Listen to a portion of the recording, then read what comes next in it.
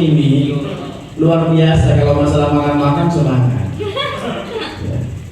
Allahumma shalli ala Muhammad. Kok lemes lagi? Ya. Orang yang rugi di bulan suci Ramadan salah satunya adalah apabila namaku disebut dia tidak berselawat kepadaku. Allahumma shalli ala Muhammad. Kenapa harus berselawat kepada baginda Rasul? Karena Rasulullah Muhammad sallallahu alaihi wasallam salah satu manusia pertama atau satu-satunya yang akan memberikan syafaat atau pertolongan kepada umatnya. Allahumma shalli ala Muhammad. Pergi ke pasar di malam hari. Jangan lupa membeli jeruk dan juga nanas. Ya. Siapa yang jawab salam, saya doakan utangnya lunas. Amin. Pokoknya yang paling ganteng itu, amin, nanti utangnya akhir. Assalamualaikum warahmatullahi wabarakatuh.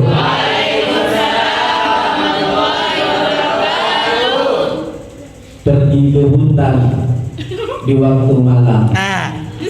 Jangan lupa membawa gergaji. Siapa yang jawab salam, saya doakan naik haji. Amin. Oh iya, enak kan didoakan, apalagi sekarang doa yang mustajab. Luar biasa. Yang terhormat kepada Saudara MA Miftahul Ulum yang sangat saya hormati, segenap para pengajar yang mudah-mudahan sama-sama dimuliakan oleh Allah Subhanahu wa Ta'ala, dan tak lupa keluarga besar yayasan atau yang mewakili yang mudah-mudahan dimuliakan oleh Allah Subhanahu wa Ta'ala. Adik-adik yang cantik-cantik dan yang ganteng-ganteng, mudah-mudahan tetap ganteng dan mudah-mudahan tetap cantik. Amin. Amin Allahumma amin. Alhamdulillah. Alhamdulillahilladzi khalaqal insana min ahsani taqwim summa radadnahu asfala safilin illal mu'minal mukhlisin. Asyhadu an la ilaha illallah wahdahu la syarika lah wa asyhadu anna sayyidana Muhammadan abduhu wa rasuluh. Rabbi ishrah li sadri wa yassir li amri wahlul 'uqdatam min lisani yafqahu qawli. Amma ba'du. Anak-anakku yang berbahagia, dalam keadaan lapar gak apa-apa, karena duduknya suatu majelis atau orang yang menuntut ilmu di suatu majelis itu lebih baik daripada membebaskan 1000 hamba sahaya. Beruntunglah detik ini kita masih diberikan kesempatan oleh Allah duduk di suatu majelis ilmu. Itu luar biasa. Maka daripada itulah kita menggunakan kesempatan ini dengan sebaik-baiknya, dengan lisan kita, hati kita aturkan kepada Allah agar menjadi orang yang lebih baik lagi daripada sebelumnya. Amin Allahumma amin. Salawat beserta salam semoga senantiasa tercurahkan kepada junjungan kita Nabi Muhammad sallallahu alaihi wasallam, manusia super walaupun tidak dijuluki Superman. Kenapa tidak dijuluki Superman? Karena tokoh Superman itu tidak mendidik atau sangat pornografi. Coba kalau sampean lihat tokoh Superman, Batman, Robin dan lain sebagainya itu kalau memakai celana tahu gimana? Pasti ngerti karena sering lihat tokoh Superman mesti ditaruh di luar. Allahumma shalli ala Muhammad. Anak-anak anak-anakku sekalian yang berbahagia, saya ditugaskan untuk menerangkan tentang nuzulul Quran. Sebenarnya dalam hati saya enak bebas. Kenapa kalau bebas enak? Bicaranya itu ngalor ngidul katanya orang Jawa. Kalau nuzulul Quran, masa nuzulul Quran menerangkan tentang Quran. Sebenarnya saya malu berdiri di sini, malu. Kenapa malu? Karena masih banyak saudara-saudara saya yang lebih mengerti dengan saya daripada saya. Insya Allah Ustaz Jafar itu ilmunya atau alimnya sangat luar biasa. Bahkan dalam kitab itu pun juga luar biasa. Kenapa saya tahu seperti itu? Karena di story-nya kadang-kadang sering mengupload kalimat-kalimat Al-Quran atau hadis-hadis yang mereka sampaikan. Itu luar biasa. Apalagi di sini ada juga tokoh yang termasuk sesepuh kita, Ustadz Fauzi, Ustadz Jufri. Saya malu karena tidak sebanding dengan apa yang saya dapatkan. Allahumma sholli ala Muhammad. Berbicara tentang nuzulul Quran atau turunnya Al-Quran. Al-Quran itu diturunkan 2 tahap. Yang pertama, Allah menurunkan Al-Quran itu secara utuh, yaitu di Lauhul Mahfuz. Kapan turunnya? Diterangkan itu adalah pada malam Lailatul Qadar. Kemudian yang kedua, Allah menurunkan Al-Quran itu melalui malaikat Jibril alaihissalam.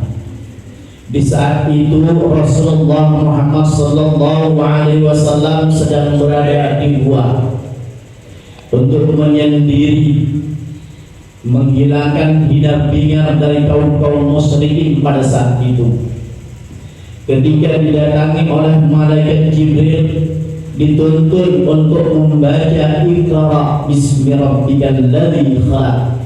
Rasulullah itu belum bisa, karena Rasulullah nggak sekolah, ya.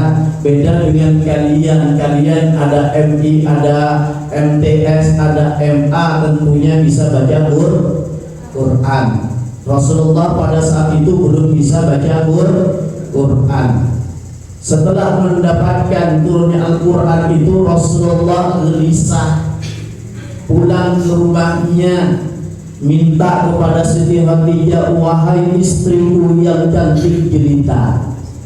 Istrinya Rasulullah, Siti Khadijah itu walaupun umurnya 40-an, tapi cantiknya masih luar biasa. Andaikan saat ini ada di depan kita, saya mungkin bisa ngedar. Ya Pak ini. Allahumma shalli Muhammad. Jadi minta kepada Siti Khadijah, wahai istriku, tolong selimuti saya. Karena gelisahnya Rasulullah, merasa ketakutan juga, hingga akhirnya Siti Khadijah pun bercerita kepada pamannya. Paman Siti Khadijah itu ahli di dalam kitab Injil. Yang terjadi disebutkan atau diceritakan mulai dari awal hingga pamannya mengatakan, wahai ponakanku, ketahuilah bahwa suamimu adalah utusan yang terakhir atau utusan yang paling akhir dari Allah Subhanahu wa ta'ala, sebagaimana yang diterangkan di dalam kitab Injil. Luar biasanya, makanya kitab Injil, kitab Taurat, kitab Zabur itu harus kita imani, kita percayai. Sempurnanya kitab adalah di Al-Quranul Karim. Maka rugi bila mana kita seorang laki-laki, seorang perempuan tidak bisa baca Quran. Karena ketenangan hati seseorang itu bila mana kita sering membaca Al-Quran. Di rumah kita ingin senang, ingin kelihatan megah, kelihatan berkah, maka sering baca Al-Quran. Bayangkan, Coba sampean lihat, kalau di rumah itu tidak pernah dibacakan Al-Quran dibanding dengan rumah yang dibacakan Al-Quran, maka akan sangat beda. Ketika kita masuk saja akan beda. Gimana ya kalau kita masuk ke orang yang tidak pernah baca Al-Quran, rumahnya itu kelihatannya sumpah. Dan biasanya sering terjadi pertengkaran. Maka anak-anak mulai sekarang, apalagi santri, kalau seorang santri di dalam bulan suci Ramadan tidak hatam satu kali saja, itu termasuk rugi. Kenapa? Kesempatan banyak. Harusnya digunakan dengan sebaik-baiknya. Allahumma shalli ala Muhammad. Anak-anakku yang dimuliakan oleh Allah Subhanahu wa taala, bahkan orang sering baca Al-Quran ini sangat dirindukan oleh surganya Allah. Bukan kita yang rindu kepada surga, tapi surga yang rindu kepada orang yang senang baca Quran. Salah satunya adalah talil Quran, orang yang gemar membaca Al-Quran. Al-Quran ini harus kita pelajari, harus kita amalkan di dalam kehidupan kita sehari-hari agar kita hidupnya tenang. Makanya Rasulullah man ta'allama al-Qur'an wa 'allamahu, sebaik-baik manusia adalah orang yang belajar Al-Qur'an dan yang mengamalkan Al-Qur'an. Beruntunglah teman-teman kita atau saudara-saudara kita atau alumni pondok pesantren yang mampu mengamalkan Al-Quran, karena orang itu adalah ditunggu atau dirindukan oleh surga. Luar biasa. Allahumma shalli ala Muhammad. Kita hidup ini hanya sementara. Kalau kita tidak gunakan dengan sebaik-baiknya, maka kita termasuk orang yang rugi. Saya hari ini duduk atau berdiri di sini bukan karena pintar, bukan karena pintar, tapi karena ada kesempatan. Kalau saya dibanding dengan Ustadz Jafar jauh, ya, beliau berdiam di pondok. Kalau saya dulu, ya ada. Saya kalau di rumah itu di Madura, paling maghrib pergi ke pondok sampai subuh. Setelah subuh pulang lagi, karena sekolahnya saya bukan di MI, sekolah saya adalah di SD. Kemudian setelah SD pergi ke madrasah, setelah madrasah baru ke pondok lagi. Jadi saya nggak berdiam diri di pondok. Tapi alhamdulillah ada kesempatan Allah takdirkan untuk mengamalkan ilmu, maka saya gunakan dengan sebaik-baiknya. Allahumma shalli ala Muhammad. Yang kedua, orang yang dirindukan surga adalah orang yang mampu menjaga lisannya. Ingat, lisan itu ibaratkan harimaumu. Semakin kamu bergaul, maka semakin bahaya lisanmu. Makanya Rasulullah mengatakan orang yang banyak berbicara itu banyak dosanya atau banyak kesalahannya. Orang yang banyak kesalahannya banyak dosanya. Orang yang banyak dosanya neraka sebagai tempat tinggalnya. Na'udzubillah. Maka daripada itulah kita gunakan kesempatan ini saat duduk kita senantiasa berzikir kepada Allah. Jikalau kita hafal sedikit ayat, bacakan ayat-ayat tersebut. Niat baca satu huruf saja kita diberikan satu kebaikan. Satu kebaikan sama dengan 10 pahala. Jika kita membaca alif lam itu berapa? 30.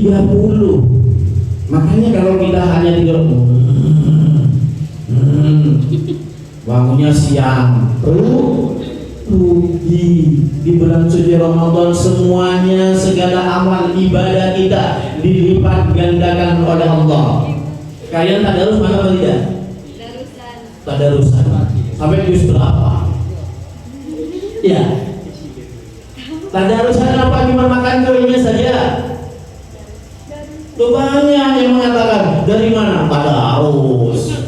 Ya. Juz berapa sekarang? Waduh, lupa. Ya, karena datang tadarus bukan untuk baca Quran, tapi menghabiskan ya enggak? Dan sekarang enak-enak. Makanya semuanya enak-enak. Di bulan suci Ramadan itu makanya enak-enak. Coba martabak biasanya nggak ada, di masjid sekarang ada. Ya, jus ada. Pokoknya serba ada di bulan suci Ramadan. Allahumma shalli ala Muhammad. Ya, sudah jam 5. Karena waktunya cuma sempit. Para jamaah atau para hadirin yang dimuliakan oleh Allah Subhanahu wa taala. Kemudian manusia yang mulia yang dirindukan oleh surga adalah orang yang gemar memberikan makanan kepada fakir miskin atau orang yang sedang lapar. Ya, makanya saya pun takdir ya tadi ya. Ya, bikin sendiri atau beli itu? Beli. Wah. Tapi kan uang kalian adalah sumbangan kan? Iya. Kalau kalian sumbangan, maka sampean akan mendapatkan pahala yang sama dengan orang yang berpuasa. Pernah sahabat bertanya kepada Rasulullah, "Ya Rasulullah, di antara kami ini banyak yang tidak mampu. Terus bagaimana ya Rasul? Kami memberikan makanan kepada orang-orang ini, orang yang sedang lapar." Kata Rasulullah, kalau kalian tidak mampu memberikan makanan satu piring, paling tidak satu butir kurma. Kalau kalian tidak mampu memberikan satu butir kurma, maka berilah seteguk air.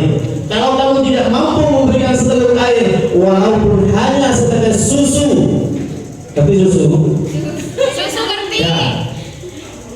Masih ngerti susu? Oh, ini ya.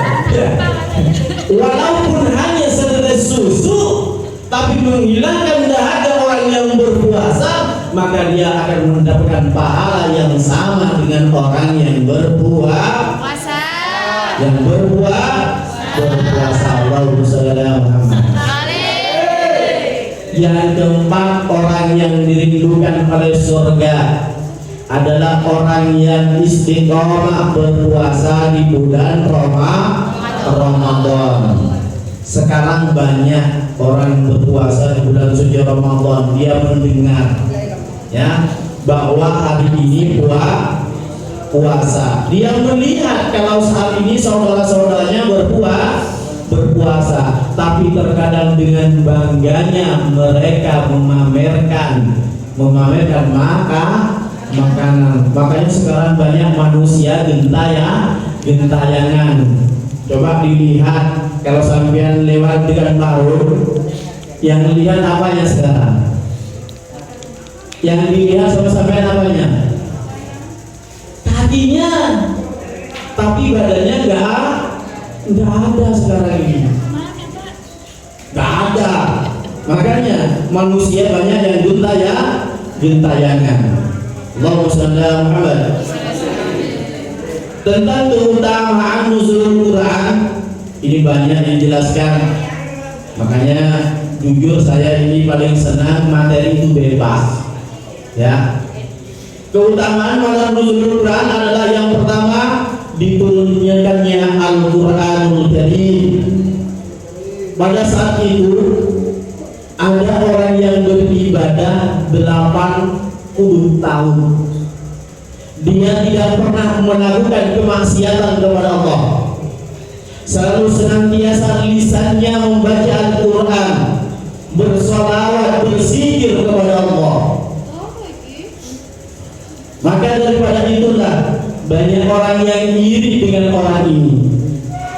Tapi Rasulullah diberikan kabar oleh malaikat Jibril, gak usah khawatir, umatmu akan melebihi pahalanya dengan orang yang beristighfar atau bersolawat serta beribadah selama 80 tahun itu. Ibadah apa itu? Yaitu apabila kita beribadah di malam Lailatul Qadar. Al-Quran diturunkan oleh Allah di malam Lailatul Qadar, itu yang usul. Sedangkan yang bertahap yaitu ketika Rasulullah pada tanggal 17 Ramadan, tapi ini sudah lewat. Kemudian malam keselamatan. Jadi kenapa disebut malam keselamatan? Manusia yang mau berdoa di malam nuzul Quran, maka Allah menjamin keselamatannya. Lebih-lebih kalau kita mau beribadah sholat isya secara berjamaah. Siapa yang sholat isya berjamaah, maka Allah menanggung keselamatannya sampai menjelang subuh. Makanya rugi kalau nggak berjamaah. Kemudian siapa yang sholat subuh berjamaah, maka Allah menanggung keselamatannya sampai menjelang maghrib. Rugi. Bahkan ada sahabat yang bertanya kepada Rasulullah, "Ya Rasulullah, mataku ini buta ya Rasul, tidak mampu untuk datang ke masjid, tidak ada yang menuntunku ya Rasul." Apa kata Rasulullah? "Apakah kamu mendengar azan?" "Iya ya Rasul, saya mendengar azan." "Maka datangilah." Nggak ada dispensasi kalau untuk sholat berjamaah. Andaikan kamu tahu keistimewaan atau keutamaan sholat berjamaah isya dan subuh, walaupun dalam keadaan merangkak, engkau akan datang. Allahumma shalli ala Muhammad. Kemudian selanjutnya keutamaan malam nuzul Quran. Ditakdirkan semua urusan mulai ajal hingga rezeki. Maka ketika seseorang di malam nuzul Quran dia beribadah kepada Allah, mohon segala rezekinya agar dimudahkan, insya Allah akan dimudahkan.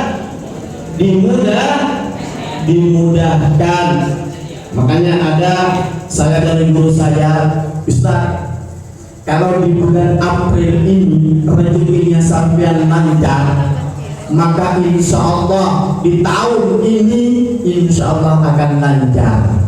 Dan alhamdulillah di bulan April saya termasuk rezeki yang lancar. Amin Allahumma amin.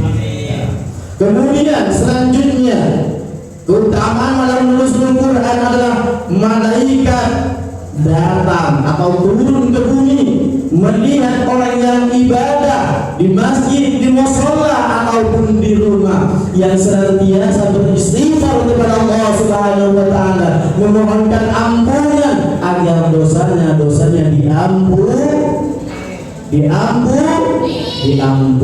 Allahumma shalli ala Muhammad. Itu ada di dalam tafsir Ibnu Katsir. Jadi keterangan itu ada di kitab Ibnu Katsir. Jadi kalau ingin rezekinya lancar, maka sering beribadah, apalagi di detik-detik bulan suci Ramadan ini. Tanpa terasa hampir sudah 19 hari ya kita berpuasa. Apalagi sebentar lagi dalam sebuah hadis bahwa malam Lailatul Qadar itu akan jatuh di 10 akhir terakhir. Maka rugi kalau kita nggak sholat taraweh, sholat isya berjamaah, kemudian nggak pernah datang ke masjid, rugi. Kita tidak akan mendapatkan pahala malam Lailatul Qadar. Maka dari itulah saya mohon kepada anak-anakku di detik-detik ini kita memohon kepada Allah agar kita diberikan kesehatan, keselamatan, sehingga orang tua kita, terutama doa orang tua. Ingat, kalau kalian ingin sukses, baik di dunia maupun di akhirat. Jangan lupa doakan orang tua. Insya Allah kalau kalian sering mendoakan orang tua, hidup kalian akan enak, tidak akan pernah sengsara. Karena apa? Orang yang durhaka kepada orang tua, siksaannya Allah akan segerakan, baik itu di dunia maupun di akhirat. Orang yang menyakiti orang tua ketika sakaratul maut pun tidak mampu mengucapkan dua kalimat syahadat sunnah na'udzubillah. Mudah-mudahan hikmah dari nuzulul Quran ini bisa menjadi kita orang yang lebih baik di sisi Allah Subhanahu wa taala dan lebih baik di sisi manusia. Karena manusia itu tidak akan lepas, yaitu yang namanya hablum minallah wa hablum minannas. Sehebat-hebat manusia beribadah kepada Allah tapi sering menyakiti orang lain, maka tidak akan masuk ke dalam surga Allah Subhanahu wa taala. Maka mulai saat ini perbaiki hubungan kita dengan kerabat, teman, saudara, orang tua, agar kita menjadi orang yang barulah lahir. Puasa kita kerjakan, sholat kita kerjakan. Mudah-mudahan kita semua diampuni dosa-dosa kita sehingga kita seperti orang yang barulah lahir. Demikian yang saya sampaikan, kurang lebih ini setengah jam. Mudah-mudahan manfaat, kita jadikan orang yang ahli Al-Quran, ahli Al-Hadis, dan mudah-mudahan juga dijadikan oleh Allah orang yang husnul khatimah. Amin Allahumma amin. Ihdinas siratal mustaqim. Wassalamualaikum warahmatullahi wabarakatuh.